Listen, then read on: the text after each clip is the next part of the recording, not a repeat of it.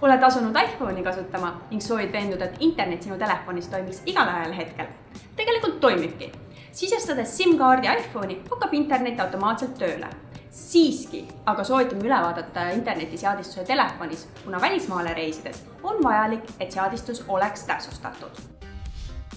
Ava oma telefoni ekraanil Settings ehk seaded. Vali sealt Mobile Data, seejärel Mobile Data Options ning leiad valiku Mobile Data Network. Valides selle, veendu, et APN-reale on kirjutatud internet.tele2.ee. Seejärel liigu lihtsalt 2 sammukest tagasi ning veendu samuti, et Mobile Data telefoni ülaosas on sisse lülitatud ehk roheline.